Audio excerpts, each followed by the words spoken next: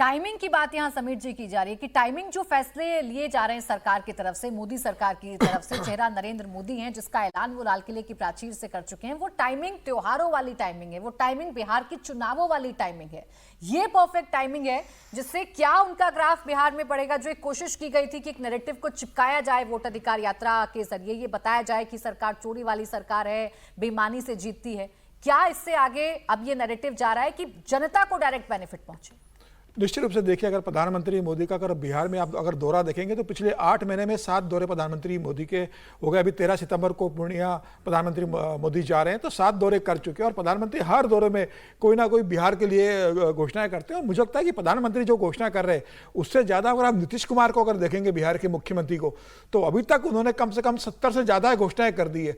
और जो नीतीश कुमार जो घोषणा करे डायरेक्ट बेनिफिट ट्रांसफर की, जो कि 10,000 रुपये महिला के खाते में आ जाएंगे, जिन महिलाओं को 400 रुपये मिलते हैं उनको 1200 रुपये मिलना लगेंगे, उसका भी एक बड़ा असर होने वाला है। तो जो कहते हैं डबल इंजन की सरकार, प्रधानमंत्री मोदी जो बड़े स्तर पर घोषणाएं कर रहे हैं, नीतीश कुमार जो छोटे स्तर पर अपने राज्य में महिलाओं को, युवाओं को घोषणा कर रहा है, तो एक और एक मिलकर जो 11 स्कीम हो रही है वहां पर बिहार के अंदर कि मोदी सेंट्रल लेवल से घोषणाएं कर रहे हैं, नीतीश कुमार बिहार में लोकल मुख्यमंत्री के रूप में जो घोषणा कर रहे हैं, तो ऐसा कोई क्षेत्र नहीं जो छूट रहा है इसके अंदर। और प्रधानमंत्री मोदी की देखिए जो 12 लाख का जो टैक्स एग्जम्पशन दिया था इनकम टैक्स में, वो तो लोकसभा चुनाव के पहले क्या था, उसका भी तो असर बिहार की जनता को फायदा मिलने वाला है।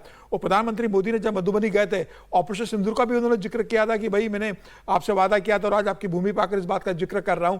तो प्रधानमंत्री मोदी की उसके बाद से जो घोषणाएं रही है और जो अभी जीएसटी को लेकर जो घोषणा दी है प्रधानमंत्री मोदी ने, निश्चित रूप से मध्यम वर्ग और लोअर मध्यम वर्ग के लिए बहुत फायदेमंद होने वाला है।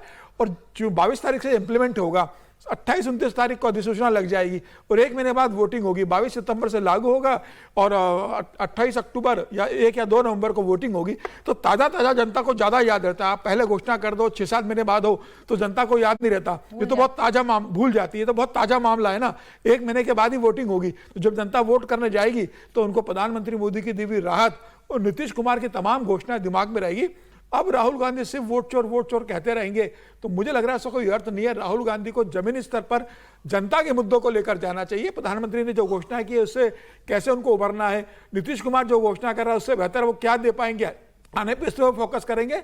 सिर्फ वो वोट चोर करते रहेंगे। लेकिन आप देखिए आज बिहार में तेजस्वी ने यात्रा शुरू कर दी है। तेजस्वी को लगा कि भाई राहुल के साथ यात्रा कर मेरा एक बड़ा वोट बैंक शिफ्ट हो रहा है, तो मुझे कांग्रेस के प्रेशर में नहीं आना है और सिर्फ वोट चोर की रैली से मैं चुनाव नहीं जीत सकता हूं। तो आज उन्होंने 15 दिन की अपनी यात्रा शुरू कर दी। उसमें राहुल गांधी नहीं है। हेडलाइन में रहेगा, जनता उसकी बात तो करेगी ना। अब तेजस्वी यादव भी चाहते हैं कि वो भी हेडलाइन में रहें, क्योंकि एक तरफ नरेंद्र मोदी हैं जो बड़ी बड़ी घोषणाएं कर रहे हैं, तो लोकल लोगों को कैसे संभालना है या बिहार की लोकल पॉलिटिक्स कैसे करनी है, नीतीश कुमार ने जिम्मा संभाल रखा है। और अब जातियों को एकजुट करने की कोशिश तेजस्वी यादव ने शुरू कर दी है और कुशवाहा वोटर्स को साधने का काम करने की कोशिश की जा रही है, क्योंकि पारंपरिक तौर पर नीतीश के साथ ये वोटर्स रहते हैं। लेकिन अब तेजस्वी भी चाहते हैं कि कुशवाहा वोटर्स उनके साथ जुड़ जाएं, इसलिए उन पर डोरे डाले जा रहे हैं। क्योंकि बिहार में 35 से 40 सीटें ऐसी हैं जिन पर हार जीत का फैसला कुशवाहा वोटर्स करते हैं।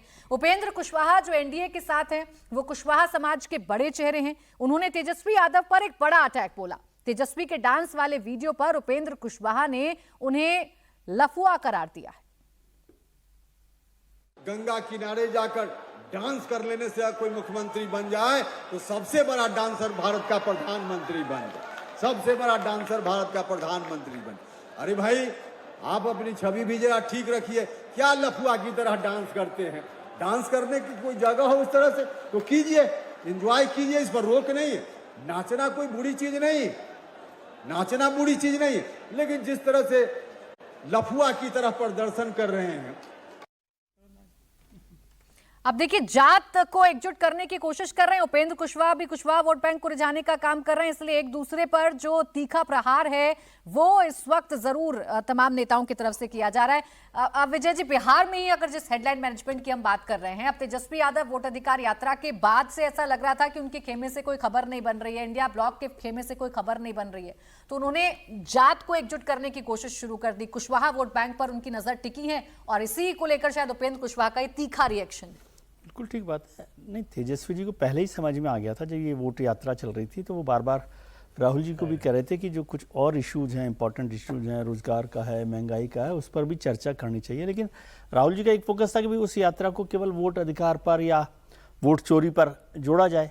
अब तेजस्वी जी को समझ में आया कि उसका कितना इम्पैक्ट नहीं हुआ है या हुआ है, उसके आगे बढ़ना पड़ेगा। इसलिए उन्होंने कहा कि जाति जो बिहार की राजनीति की हकीकत है, वैसे तो हिंदुस्तान की राजनीति की हकीकत है, क्योंकि प्रशांत जी फिर नाराज हो जाएंगे। वो कहते हैं कि केवल आप बिहार की बात करते हो, सब जगह ही प्रशांत जी की चिंता है आपको? नहीं, प्रशांत जी की क्यों नहीं चिंता, सबकी चिंता, सब बात कर रहे हैं। तो वो चिंता उनकी है और वो राजनीति वहाँ पर चल रही है। तो तेजस्वी जी को समझ में आया, और शायद कल भी हम लोगों ने चर्चा की थी कि तेजस्वी जी का जो अपना MY समीकरण का या जो भी वोट बैंक है वो उनके पास है 36%, लेकिन जब वो 45 तक नहीं आएंगे तब तक उनका बदलना, सत्ता समीकरण बदलना मुश्किल है बिहार में। और उसके लिए ज़रूरी है कि कुशवाहा हो, कुर्मी हो या और जो जाति समीकरण हैं उन पर काम किया जाए। और ये तो कुशवाहा जी की जिम्मेदारी है NDA में कि भाई वो अपना वोट बैंक ना खिसकने थे। हर एक को अपनी अपनी जिम्मेदारी दी गई है ना, छोटा ही वोट बैंक हो लेकिन वो खिसकेगा तो बहुत बड़ा फर्क पड़ सकता है। इसलिए कुशवाहा जी ने उन पर हमला बोला है। वो तो खैर तेजस्वी जी को कह रहे हैं कि वो डांस करते हैं तो लफुआ की तरह से डांस कर रहे हैं, नाचना कोई बुरी चीज़ नहीं है, ये बात तो ठीक है, लेकिन किसके इशारे पे नाच रहे हैं ये तो भी देखना चाहिए। किसके इशारे पे नाच रहे हैं? नहीं, कुशवाहा जी को पता होगा कि वो किसके इशारे पर नाच रहे हैं। वो तो अपने इशारे अपने आप ही नाच रहे हैं, लफुआ की तरह से नाच रहे हैं या नहीं नाच रहे। लेकिन राजनीति में चलता रहता है। देखो लोकल पॉलिटिक्स में हमको यहाँ पर आना बड़ा ऐसा लगता है कि ऐसे बोल दिया नहीं बोल दिया, वहाँ जो वोटर होता है उसको मजा आता है। एक लफुआ शब्द के साथ ही चल जाता है कि भाई ये है, और वो फिर जब सभा से खत्म होकर जाते हैं तो वो बात करते रहते हैं, अरे वो लफुआ ये कर रहा था, वो कर रहा था। तो थोड़ा बहुत असर पड़ता है इनको पॉलिटिक्स में। हर एक को ये ऐसा है ना, बॉटल में एक एक बूंद से जैसे घड़ा बढ़ता है ना, वैसे ही है, सब लोग अपना अपना बूंद उसमें डाल रहे होते हैं। तो लेकिन सब ठीक है, लेकिन इस डांस पे टिप्पणी नहीं मुझे करनी समझ चाहिए। में नहीं आ रही। कोई भी अरे भाई ठीक है, वो नाच रहे हैं, अच्छा लग रहा है, उनके सर वो घर सभा में परिवार के अच्छा लोग लगता है ना, हैं, एक ये शब्द क्या चला दिक्कत दिया, है? सभा में चला अब दिया कुछ एक भी शब्द। बोल दे रहे हैं आप। एक तरफ आप ये भी कह रहे हैं कि नाचना बुरी चीज नहीं। मुझे तो लगता है ना, ये नेताओं को एकदम से खांचे में बांध देना ये भी बहुत ठीक नहीं। भारतीय राजनीति में ये भी बहुत जा रहे हैं, भाई ठीक है, अपने घर परिवार नाचने में के क्या साथ फर्क पड़ नाच रहा है? रहे हैं, और इसी वजह से उसी सबको लेकर टिप्पणियां भी बहुत होती हैं, जबकि इसका असर बिल्कुल नहीं होता है।